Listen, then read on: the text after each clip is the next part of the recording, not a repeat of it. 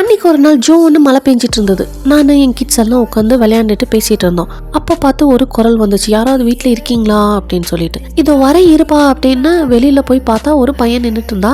நீங்க தான் அந்த கேக் பண்றவங்களாங்க்கா அப்படின்னு சொல்லி கேட்டதுக்கு ஆமா அப்படின்னு சொன்னேன். உங்கள் வீடு இந்த ஏரியாவில் தான் இருக்குது, பட் இங்கே தான் கரெக்டாக இருக்குது அப்படிங்கிறத சொல்லலை.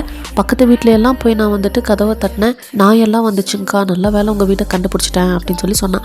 அச்சச்சோ அப்படியா, ஃபோன் நம்பர் எதுவும் வாங்கி வச்சிருக்கலாம்லப்பா அப்படின்னு சொல்லி கேட்டதுக்கு இல்லைக்கா நான் மறந்துட்டேன் உங்ககிட்ட கேட்க. நாளைக்கு என் தங்கச்சிக்கு பர்த்டே, ஸோ கேக் ஆர்டர் பண்ணோம், அதுக்காக தான் வந்தேன் அப்படின்னு சொல்லி சொன்னாங்க. ஓகே அப்படின்னு சொல்லிட்டு அவங்க கிட்ட இருந்து நம்பர் வாங்கி ப்ரைஸ் லிஸ்ட் எல்லாம் அனுப்புனேன். நான் வீட்டில் போய் கன்ஃபார்ம் பண்ணிட்டு என்ன கேக் வேணும்னு சொல்கிறேன்னு சொல்லிட்டு போயிட்டாங்க. 1 kg பட்டர்ஸ்காட்ச் கேக் வேணும் அப்படின்னு மட்டும் சொன்னாங்க. டிசைன் கேட்டதுக்கு சாப்பிட்றதானுக்கா எதுவாக இருந்தாலும் ஓகே அப்படின்னு சொல்லிட்டாங்க.